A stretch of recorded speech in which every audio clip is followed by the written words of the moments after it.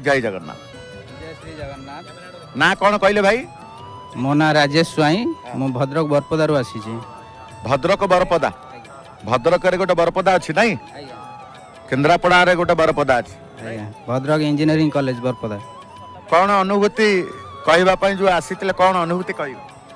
ओम नीलाचल निवासाय नित्याय परमात्मने बलभद्र सुभद्राभ्यम जगन्नाथाय ते नमः। जगन्नाथ स्वामी नयन पथ गामी भवतु मे। महाप्रभु श्री जगन्नाथ अभय पाद पद्मने अनंत कोटि दंडवत प्रणाम। मो जीवन एक अनुभूति मु कहूँ 2021 मसीहा नवेम्बर 14 तारिख हठात मो बापा गोटे एक्सीडेंट है। बापा गोटे प्राइवेट नर्सिंग होम रे से चाकरी करते। से हठात 2टा-2:30 समय फेरुले। से समय कहीं देखी ना आम भी घरे शोलु। सी गोटे बाइक रे नहीं आसुले। बाइक रे केमिति कौन होती आम भी जानू किंतु गोटे गाड़ी किए माड़ कर कि कौन बापा रास्ता तौक खसी पड़ी। तापर मो सांग 2 जन से रास्ता देकी फेरुले। से मत हठात देखिकी फोन कले। फोन करिया द्वारा मुझे पहुँचली से जगार। मो जगह पहुँचला भितर मत फोन कला भितर सी एम्बुलेंस से फेरुला कटक रु बापा को से एम्बुलेंस रे बसैकी भद्रक आमर जो अच्छी भद्रक मेडिकल को सी नहीं जाऊँगी। मुझे बाटर जा पहुँचली बापा को देखिली एम्बुलेंस भितर जो बापा को देखिली जा बापा को देखला भितर आउ सह्य कर पारि नहीं। बापा रक्त जुड़बुड़ अवस्था था मुझे कौन करी कि भाविबा न था। मुझे एका थाए मो सांगे कहीं न था। प्रथमे स्टेज करने नहीं गलु भद्रक मेडिकल को। भद्रक मेडिकल रे डॉक्टर स्टेज कला भितर मुझे पचारि जे बापा कौन है से मत कहले जे किसी कही हेनी आप जिते शीघ्र कटक नहीं जातु मुंड माड़ा हो कि कही हेनी। से बापा नाकरू कानरू आ पार्टी भी ब्लड बाहर मुझे पूरा निस्व हो प्रभु जगन्नाथ को स्मरण कली। प्रभु मुझे कौन करी मो बापा को आज मुझे हरईदेवी। मुझे भी भावी नी मो बापा को मुझे पाइबी बोली। से भी जी भी देखुले कहते जे बचबे जल्दी नहीं जातु।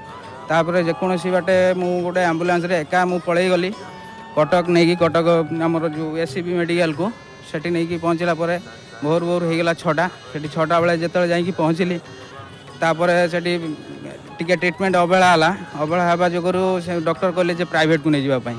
प्राइवेट को नहीं जावाई अर्थ अभाव था से समय कौन करी ठाकुर भी डाकू थाए। तापर मो मिसेस जा पहुँचले मो सान भाई जा सका पहुँचले। भर राति 8टा भितर जा प्राइवेट को नहीं गलु।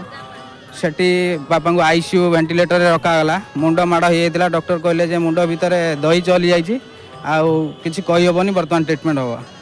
बहुत पैसा खर्च है पर डे 30-35 हज़ार खर्च है से जोटा कि आम सक्षम नाला। तापर जो 5 दिन 6 दिन पर्यंत सेन्स न आसला से समय माने मु बहुत धैर्य रही ठाकुर डाकिली। सबुआड़ पैसा पत्र आसला किंतु माने बंधु बांधव माने मो निज दादा माने समस्ते साहाय्य कले। मुझे जिते अर्थ चाहिए मुझे करने सब जुगाड़ कली सब सरीगला। से समय सरीगला भितर जो 5 दिन जो सेन्स न आसला 5 दिन राति पैसा मो पार सब सरी जाए। मो शोई थाए मो स्त्री मो पाखे बसी थाए आ मो सान भाई भी थाए। मुझे तले मेडिकल से जो प्राइवेट नर्सिंग रे शोई थाए। हठात से आम स्वामी स्त्री कथा मुझे आम कौन करवा जे काली तो पैसा सब आज सरी जाइए बापा को केमती बचेगा। हठात मुझे बुझीपारे मु कहली मो बापा को बचे पारि के मो पाखे तो बर्तमान आ कि ना मो बापा कौन मुझे हरईदेवी ए बयस। बापा थे मोर केते ये मो बापा को भी बहुत भल पाए। से समय मो स्त्री कहला मत बहुत धैर्य देला। से मो स्त्री कहला तुम व्यस्त होनी आम पाखे जहाँ भी अच्छी सुना गहना जहाँ अच्छे आम तुम काली जीव घर को बिकिदेव नहीं आसब। अरे तुम बापा कौन मो बापा नुहे कि आले कि चिंता करनी काली आम गहना गांठी बिक्री करदे। से समय एति कथा कहीकि मो शोचे मो आखिरे धार धार लुह गड़ी जाइए। जगन्नाथ स्मरण कर बहुत छाती फटे कांदिली। हठात ता परदिन 1-1:30 समय बापांकर हठात सेन्स आसला। 5 दिन जाक जोड़ा सेन्स आसु नाला हठात सेन्स आसला। सेन्स आसला तुरंत से वार्ड को काढ़ीदे। जो वार्ड को काढ़ीदेला खर्च आमर कमीगला बहुत कमीगला जोटा कि 2-3 हज़ार भर खर्च है जोटा कि आम सक्षम है। डॉक्टर सहित कथा करके घर को नहीं आसिलु बापा को। बापा अब सुस्थ अच्छा। बड़ गोटे विपद था आप जो मन दुखरे व्याकुलतार सहित महाप्रभु को दुख जनइले महाप्रभु ही उद्धार कर बापा सुस्थ अच्छा। हो सुंदर अनुभूति टे नियंतु गोटे पांजिटी आम जय जगन्नाथ टीवी पक्ष आपको दबू। जय जगन्नाथ।